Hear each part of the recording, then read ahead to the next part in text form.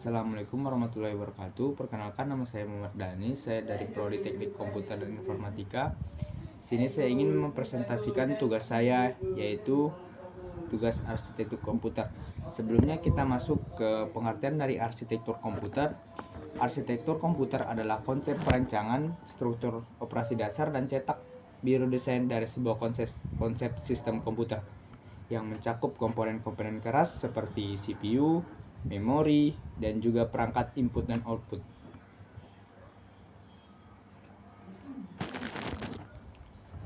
Setelah itu kita masuk pada sejarah komputer. Komputer dibagi menjadi 5 generasi yang diawali di generasi pertama pada tahun 1940-an yang menggunakan tabung vakum. Kemudian generasi kedua pada tahun 1959 dengan transistor yang membuat komputer lebih kecil, dan generasi ketiga pada tahun 1965-an yang memperkenalkan integrated circuit atau IC sehingga komponen semakin cepat dan hemat daya. Diikuti generasi keempat pada tahun 1970 dengan ditemukannya mikroprosesor dan teknologi LSI yang membuat komputer lebih ringkas seperti laptop. Sekarang kita berada di generasi kelima yang fokus mengembangkan kecerdasan buatan seperti AI.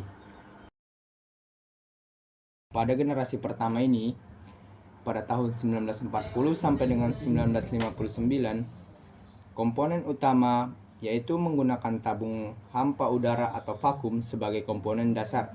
Ciri-ciri dari generasi komputer pertama ini yaitu berukurannya sangat besar dan membuat daya listrik besar dan hanya bisa diprogram dengan bahasa mesin sederhana. Contohnya komputer seperti ENIAC adalah contoh dari generasi pertama. Selanjutnya kita masuk ke generasi kedua pada tahun 1959 sampai dengan 1969, yaitu inovasi penemuan transistor menggantikan tabung vakum dan perkembangan komputer menjadi lebih kecil, lebih cepat, lebih mudah, dan lebih hemat energi.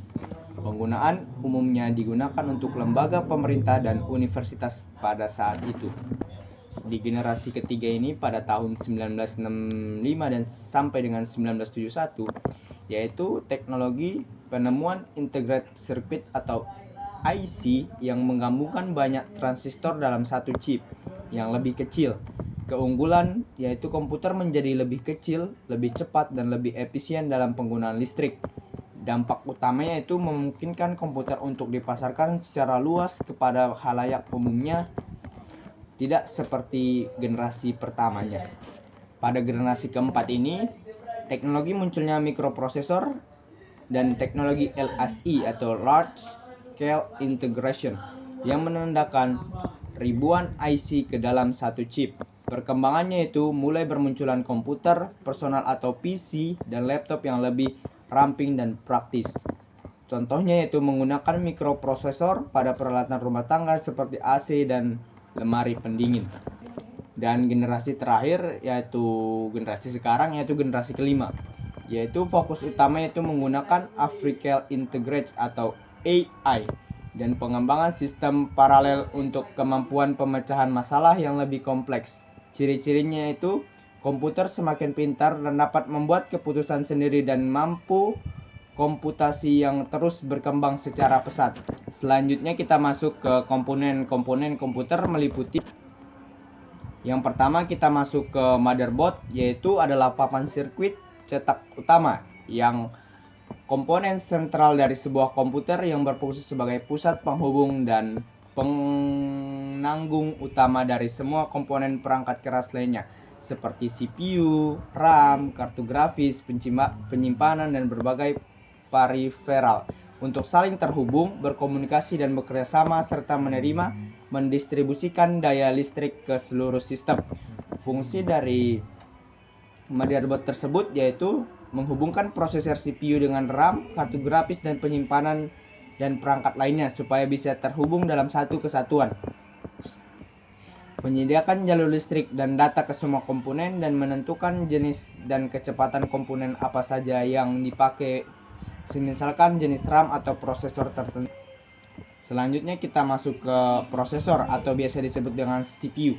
Prosesor adalah otak komputer dan juga biasa dikenal sebagai Central Processing Unit yang menjalankan instruksi dan melakukan perhitungan yang dibutuhkan untuk menjalankan perangkat lunak dan mengoperasikan seluruh sistem. Prosesor juga mengambil data dari memori, mengolahnya dan kemudian mengirimkan hasilnya ke perangkat output atau memori. Fungsi dari prosesor yaitu menjalankan instruksi dan menerjemahkan dan mengeksekusi semua perintah yang berasal dari perangkat lunak dan perangkat keras, melakukan perhitungan dengan akurasi tinggi, pengelolaan data, memastikan arus data terorganisir dengan baik dan tidak terjadi penumpukan data.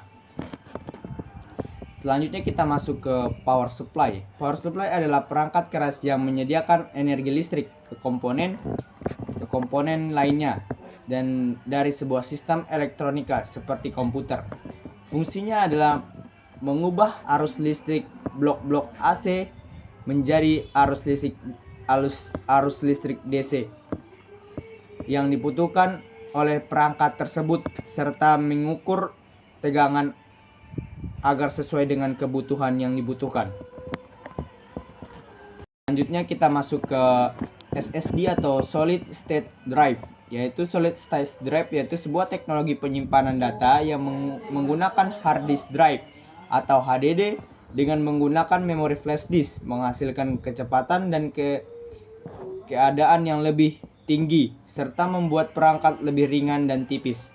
Fungsi dari SSD yaitu sebagai penyimpanan data selagi menyimpan penyimpanan secara lunak, perangkat secara lunak dan efisien yang lebih tinggi dalam penyimpanan. Selanjutnya kita membahas macam-macam dari prosesor yang sering digunakan di Indonesia. Prosesor yang sering digunakan di Indonesia ada terbagi dua yang sangat sering digunakan oleh masyarakat Indonesia. Yang pertama yaitu Intel dan AMD. Jenis produk Intel yaitu seperti i3, i7 dan lainnya. Dan AMD yaitu yang sangat terkenal yaitu AMD Ryzen. Dan juga kita bisa dapat melihat bagaimana melihat pada tipe data dari prosesor Intel, yaitu seperti contoh seperti ini, Intel Core i9-12900K. Intel Core yaitu merek dari Intel tersebut, i9 itu tingkatan, 12 itu generasi, 900 itu SKU, dan K itu subs. Cukup sekian presentasi dari saya, kurang lebihnya mohon maaf.